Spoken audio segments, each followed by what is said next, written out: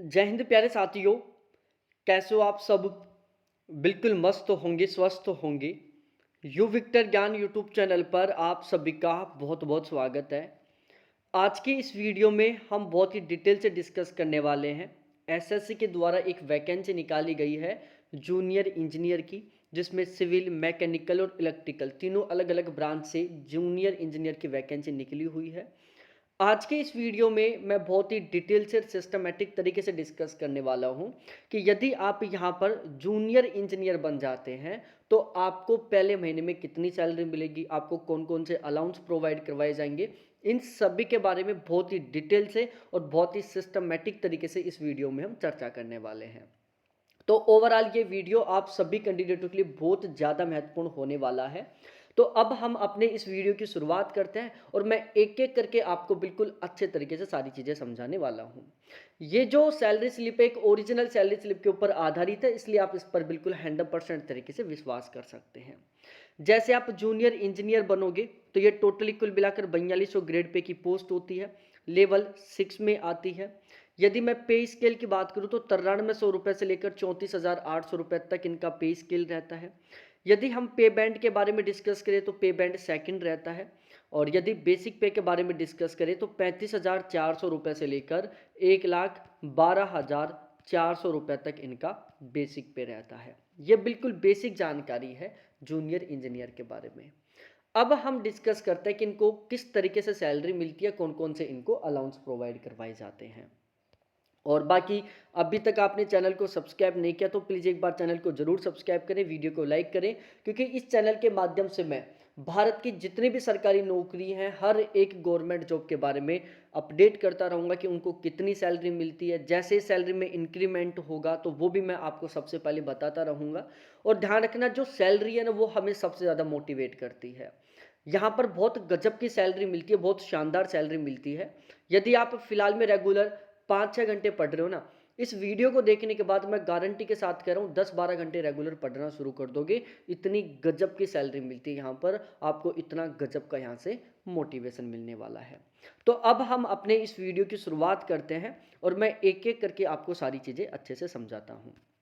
देखो, आपका स्टार्टिंग का जो बेसिक पे है वो रहने वाला है 35,400 रुपये। ये आपका स्टार्टिंग का बेसिक पे रहेगा पहले महीने का। उसके बाद आपको मिलेंगे अलाउंस। सबसे पहला आपको अलाउंस मिलेगा डीए, जिसको हम डीएनएस अलाउंस बोलते हैं, जिसको महंगाई भत्ता बोला जाता है। ये अभी थोड़े दिन पहले 50% था, लेकिन गवर्नमेंट ने बढ़ाकर इसको 53% कर दिया। तो यदि हम 35,400 का 53% कैलकुलेट करते हैं तो ये निकल कर आता है 18,762 रुपये। ये आपका डीए, जिसको हम डीएनएस अलाउंस या महंगाई भत्ता बोलते हैं, जो कितना बना 18,762 रुपये बना। उसके बाद आपको मिलेगा हाउस रेंट अलाउंस, जिसको हम एचआरए बोलते हैं। देखो, एचआरए का सिस्टम क्या है। एचआरए के मामले में सेंट्रल गवर्नमेंट ने पूरे भारत को टोटली कुल मिलाकर 3 कैटेगरी में डिवाइड किया है, 10%, 20% और 30%। यदि आपकी पोस्टिंग भारत के सबसे बड़े शहरों में रहती है तो आपको 30% एचआरए मिलेगा। यदि आपकी पोस्टिंग बिल्कुल गांव में रहती है तो आपको 10% एचआरए मिलेगा। और यदि आपकी पोस्टिंग बीच के कैटेगरी के शहरों में रहती है तो आपको 20% एचआरए मिलेगा।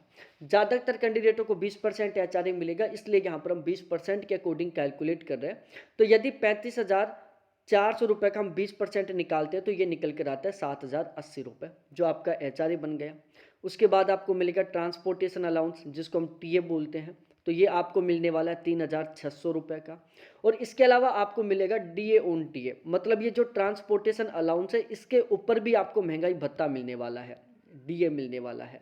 तो 3,600 रुपये का यदि हम 53% निकालेंगे तो ये निकल कर आएगा 1,908 रुपये। इन सभी को मिलाकर आपकी पहले महीने की ग्रोस सैलरी तैयार होगी। बेसिक पे, डीए, एचआरए, टीए और डीए ऑन टीए, इन सभी को मिलाकर आपकी पहले महीने की ग्रोस सैलरी तैयार होगी। तो इन सभी को मिलाकर आपकी पहले महीने की ग्रोस सैलरी बनती है 66,750 रुपये, जो कि एक बहुत ही अच्छा खासा अमाउंट है। तो आपकी पहले महीने की ग्रोस सैलरी बनी 66,750 रुपये। अब आपकी सैलरी में कुछ कटौतियां होंगी, डायरेक्टली पूरा पूरा अमाउंट आपके अकाउंट में ट्रांसफर नहीं होने वाला। सबसे पहले आपका एनपीएस कटेगा 5,416 रुपये का। अब ये एनपीएस क्या होता है? देखो, जिस दिन आपकी ज्वाइनिंग होगी उसी दिन गवर्नमेंट के द्वारा आपका एक एनपीएस अकाउंट खोला जाएगा। आपके बेसिक पे और डीए दोनों का 10% अमाउंट आपकी ग्रोस सैलरी में से काटकर आपके एनपीएस अकाउंट में ट्रांसफर कर दिया जाएगा। आपके बेसिक पे और डीए दोनों का 14% जितना अमाउंट गवर्नमेंट अपनी खुद की तरफ से आपके इस एनपीएस अकाउंट में ट्रांसफर करेगी। तो ओवरऑल हर महीने आपके एनपीएस अकाउंट में कितना अमाउंट आएगा? टोटल 24%, 10% जो आपका कटा, 14% जो आपको गवर्नमेंट ने प्रोवाइड करवाया। अब इसके ऊपर आपको लगभग 10% के अकॉर्डिंग क्या मिलेगा? ब्याज मिलेगा। और जब आप रिटायरमेंट लेकर आओगे तो विद इंटरेस्ट के साथ ये आपको वापस मिल जाएगा।